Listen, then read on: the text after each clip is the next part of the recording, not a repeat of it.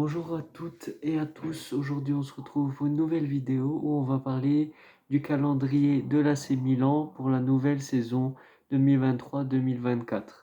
Donc aujourd'hui, sur le compte officiel de l'AC Milan sur Instagram ou Twitter ou tous leurs réseaux sociaux ou même sur l'application de l'AC Milan, il a été diffusé le calendrier de l'AC Milan durant ce championnat où on espère Milan va pouvoir gagner sa deuxième étoile, c'est-à-dire gagner son 20e Scudetto, c'est-à-dire son 20e titre en championnat italien.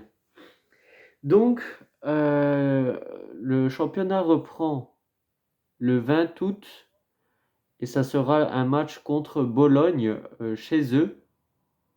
Donc c'est un match très compliqué, il ne faut pas sous-évaluer l'adversaire parce que Bologne, à voir leur mercato qu'ils vont faire, sauf que la saison dernière, ils s'étaient vraiment très bien débrouillés en gagnant notamment contre Milan, il me semble,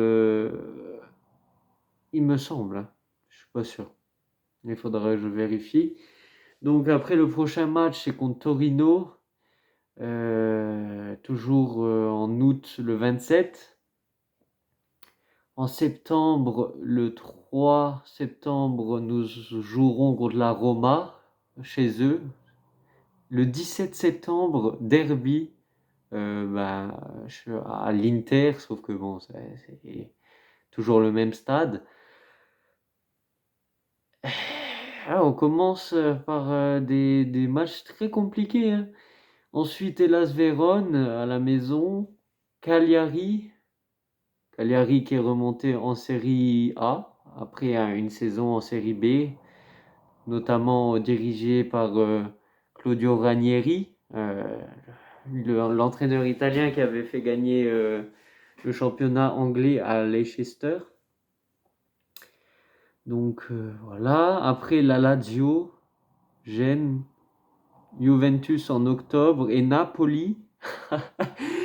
Et c'est quoi ce truc de dingue? Donc au bout de 3 matchs, on joue déjà la Roma. 4 matchs, on joue l'Inter. 2 matchs après, on joue la Lazio. Un match après, on joue contre la Juventus. Et le match juste après, on joue contre Naples. Ok. Après novembre, c'est des matchs un peu moins compliqués. Udinese, Lecce, Fiorentina. Bon, Fiorentina quand même. Et décembre, Frosinone, Atalanta, Monza, Salernitana, Sassuolo. Ok.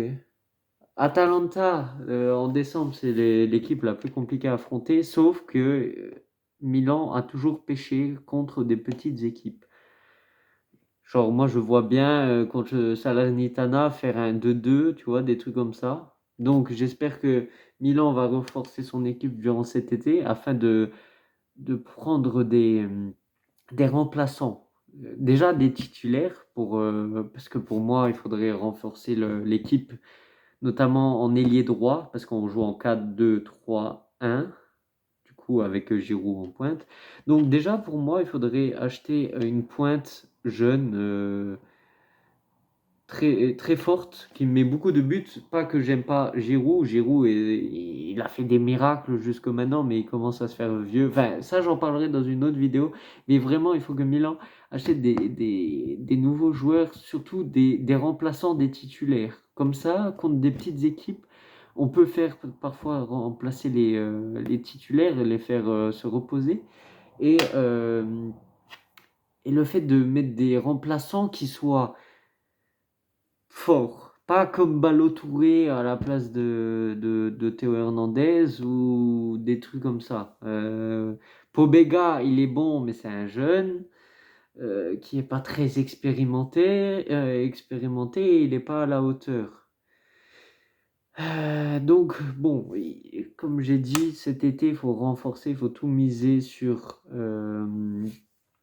tous les remplaçants, les deuxièmes lignes afin d'aider les titulaires pour qu'ils qu'ils évitent de risquer des blessures et des grosses fatigues pour les gros matchs. C'est un truc qui nous a manqué beaucoup cette dernière saison, car on a perdu beaucoup de points contre des petits clubs comme Bologne en mettant la deuxième équipe parce qu'on jouait la Ligue des Champions en général les mardis ou les mercredis.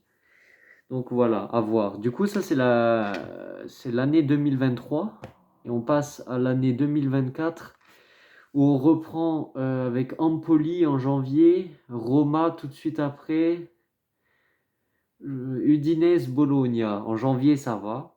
En février, nous avons Napoli et Atalanta qui sont des grosses équipes. Donc voilà, en plus à voir si d'ici là nous serons encore en Ligue des Champions. J'espère qu'on aura passé les poules quand même afin d'arriver en huitième de finale. Même si je pense que ça reprend en février à peu près. Ouais, si, ok. Du coup, février, mars, on affronte la Lazio le 3 mars dès le début du mois et la Fiorentina. Les autres, je les dis pas parce que c'est des petites équipes, même si on va perdre des points. On perd toujours des points contre les petites équipes. En avril, Lecce, Sassuolo, Inter, Juventus.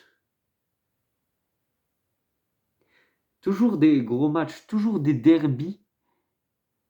Dans des moments où il faut pas. Bon, après, dans tous les cas, tous les matchs doivent être joués, hein, mais bon, c'est vrai qu'ils sont pas très très bien placés ces matchs. Et pour finir, en mai, euh, Genoa qui est aussi.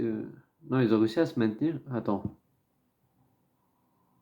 Non, Genoa, ils ont réussi à remonter en Serie A. Oui, parce ils avaient été relégués eux aussi, il me semble.